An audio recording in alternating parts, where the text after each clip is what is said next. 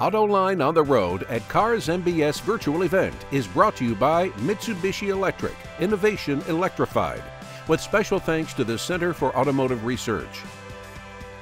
Thanks for joining us on our continuing coverage of MBS 2020. I'm talking right now with Sean Kelley.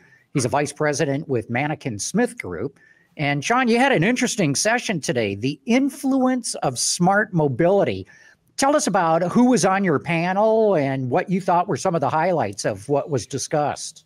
Yes, we had Director Paul Ajaba from the Michigan Department of Transportation, Brendan Jones, who's the Chief Operating Officer for Blink Charging, which really focuses primarily on electric vehicle infrastructure and mobility, as well as Andy Taylor, who's the strategy director at Cubic Transportation Systems. They really focus on the concept of and the modeling of mobility as a service, known as MOS. Yeah. So what were some of the takeaways that you had in your session? Yeah, well, we had a couple polling questions out there. In the first question really had to do with getting the audience's input on how long will COVID adversely impact the ridership of public transportation, whether that be bus or light rail and so forth. And we gave several options for that duration. And the one that really stood out was the audience felt that the ridership is going to be adversely impacted for probably even as long as 2 years. And we gave a range of 1 to 2 years, which really was the resonating sort of opinion. And then the other question of what will dominate smart mobility, what's the big thing? And really the response to that was all over the place. In other words, people were saying smart mobility in an urban environment is going to require a lot of different things to really make it appealing to the public and successful. So I think those are a couple from the polling. Other takeaways, mobility as a service, it's, again, the theme, it's going to require a redundancy of solutions in the urban environment. It must enhance quality of life for people that want to use it. And again, it is in a whole assortment of things, from app-based on a smartphone, or for people that don't have smartphones, and there's a lot of those people out there too. It's sometimes hard to believe if we're in the tech circles that there are a lot of people that don't have apps. So it's got to work for people that are tech savvy and not. It's got to work for people that have various forms of disabilities, people that don't have access to things that other people do. It's going to be a challenge because it's got to be there for everybody, for our urban environment to really function well. The pay for access was another theme that I don't think that's one that's still being worked out, is how will we pay for this whole reality of mobility as a service and getting from point A to point B to point C through all these different, again, ride share, scooters, bikes, buses, personal vehicles. It's quite complicated with a lot of variables.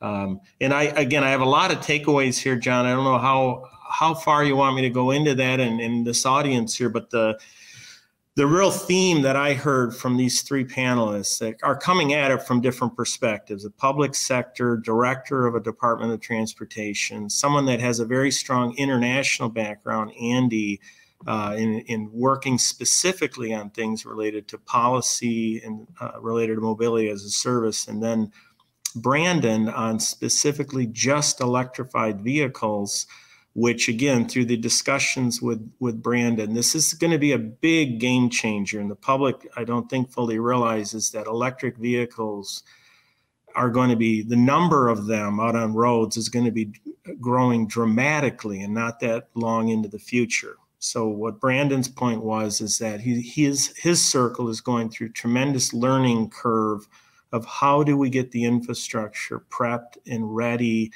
to charge batteries quickly. The cost of batteries dropping significantly. Those are two very big things for electric cars to really become popular. It can't be cumbersome to get a charge, and it can't take a long time.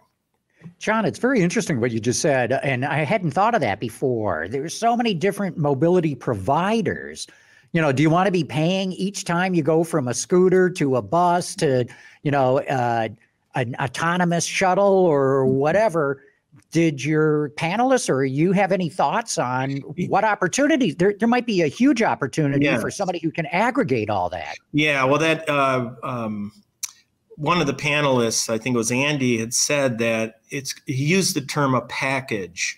So the public users will have to be able to, through a very user-friendly way, again, app-based or not, of purchasing a package, a mobility package that perhaps through algorithms or again, technology app-based, when you're navigating from, say, a scooter to a bike, pay-as-you-ride bike, to ride sharing, to getting on public transit, whether, again, be rail, bus, that your app or some type of device navigates and follows you, so to speak, based on a pricing plan and a package. So this is seamless. That's the vision that was described. Yeah. The other thing that I'm picking up on you saying is a lot of issues have got to be resolved before all this is going to fall into place. Yes, they both, and that's both technical and non-technical. Some of the things at the upstream of everything is policy. Everything starts with policy.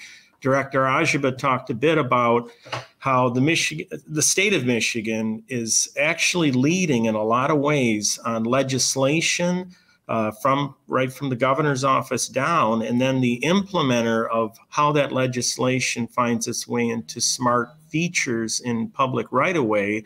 Well, this is where the Michigan Department of Transportation is playing a real leading role, and they have been for quite a few years now, out ahead of most states. And then even on a local agency level, at a county level, the Road Commission for Oakland County, Macomb County as well, and others. These are some of the most advanced counties in the country when it comes to smart infrastructure, smart traffic signals, smart crosswalk infrastructure. But you're right, once you get in a congested urban environment, the number of variables that you've got to navigate to make this whole mobility ecosystem seamless and friendly to the public is very complicated, much more complicated than out on a freeway where you're platooning trucks or having a designated lane for smart mobility. Once you get in the city, you now have infinite number of variables, and a lot of testing is going on how to get the vehicle smart enough to know what it is they're navigating. Sometimes the term edge cases are used. These are fairly rare, but they're real, and they have to be figured out before we can sort of go, full throttle on all of this. Well, I'd like to remind all our viewers, if you'd like to get the whole session, you can go to cargroup.org and sign up and watch the whole thing. But Sean, thanks so much for filling us in on some of the details of what was discussed in your panel today. You're welcome. We're in exciting times, John. We sure are. Thanks again. Talk to you later. Thank you. Our scene-aware interaction technology is capable of adjusting its output based on a spoken response from the driver. For instance, if the driver indicates that they cannot see the given landmark, the system will quickly identify alternate landmarks or improve the guidance sentence to provide a more detailed description. Follow the silver car to turn left. I can't see it. Okay, follow the silver car in the leftmost lane. We're back with Brett Smith from the Center for Automotive Research talking about his session at MBS 2020. And Brett, you had a pretty good panel today. I was able to watch that, and it was all about going from ICE to BEV. And you're really concentrated on this transition that automakers and especially suppliers have got to go through of getting from here to there. Yeah, John, to me, that is such an important challenge. And for those of us that have worked in this industry, we realize how hard it is to be a supplier in this industry. There's so many challenges, so many things. And to be a supplier, obviously during a pandemic, adds another layer of this. But in the transition from an internal combustion engine to a battery electric vehicle is a huge, huge challenge. And it's not an overnight thing. It's this longer transition. And I think this morning's session built very well off of yesterday's session we had, where we talked about, is this industry really moving that direction? Where Jörg Trempler from ZF and Dustin Krause from from Volkswagen, really laid out this commitment by the industry.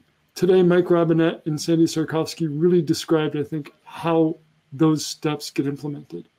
And I guess maybe that next step, John, is, okay, we've got to figure out how the consumers get there. And maybe that's our next opportunity.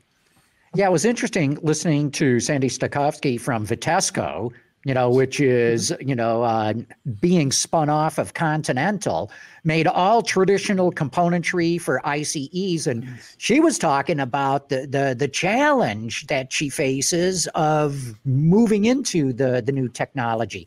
I don't know if you want to pick up from there and add some of the details. So I do. And it's really, Sandy and I had a discussion about 10 months ago on this. And this was just as she was coming back to North America and starting to work in Vitesco and Continental's carve out. And it was really an interesting point in time, because I had come from the car management briefing seminars last year thinking this transition is going to be much harder than it really, we think it's going to be. And sitting with Sandy and hearing her talk about this idea of how they are not only transitioning, but carving out, was a really, really great story. And it's worth, I think, listening in just for that story alone, but to hear how they have put this thought into this and realize that there are technologies they're going to have to leave behind, and there are technologies they're going to have to go after, and there are technologies they're going to still have to grow. It's a really complex, really tough challenge with a lot on the line. Because what you were discussing too is these suppliers, they can't do it all.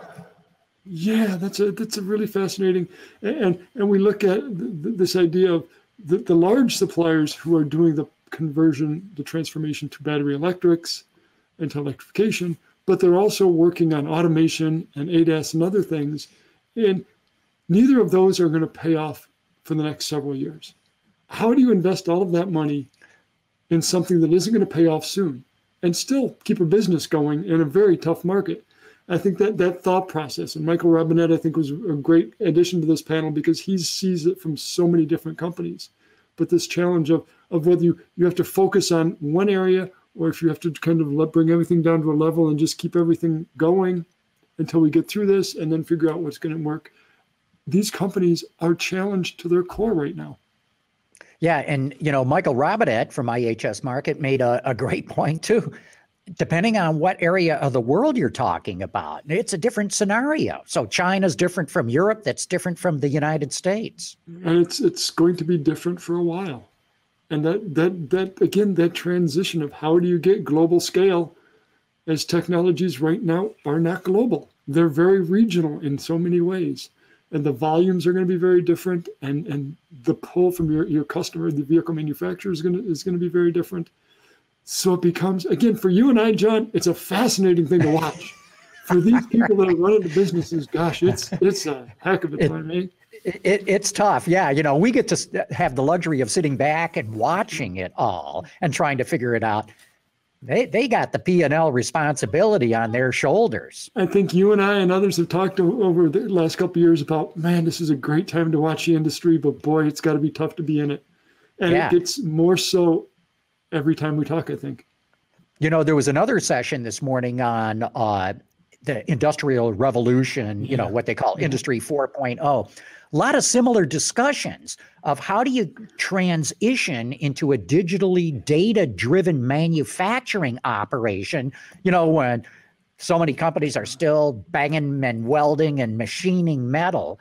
And it was interesting of the panelists there talking about, not the same transition that you were discussing, but a transition nonetheless into all this new technology. We at CAR look at Center for Automotive Research, look at the propulsion side. We look at the connected automated vehicle side, but we also study and look at the that manufacturing side. And right now we have a project with several very, very big tech companies looking at how the Industrial Revolution strikes us again. And it's that same question for the others. It's this legacy. You have so much invested in the legacy systems and the legacy people. And how do you bring that forward with the limited resources? And oh, by the way, you're doing it live time. You can't mess up, because if you do, you stop production or you damage production. So it's been really fascinating working on that fourth industrial revolution project, where we've been able to work with and talk to and listen to companies that are trying to figure out how to implement this. But it's interesting, John, as you point out, it's that same story of how do we get through this transition? And oh, by the way, is there an end, or do we just keep transitioning? Well, as you know, the famous line in the automotive industry, there is no finish line. You just keep on running. Only in races. And then we go back in the race, we get to the end, and guess what? We start all over for the next race. Yeah. And of course, we've just discussed two terrific sessions that were run today. And I want to remind all the viewers out there, if you would like to sign up and get the full session, go to cargroup.org, and you'll be able to sign up and be able to watch them all. There is a fee, of course, but nonetheless, I think we've whetted your appetite on a couple of really good ones. Brett, thanks so much for your time. Really appreciate it. Always good to talk with you. Thanks so much. Okay, so long for now.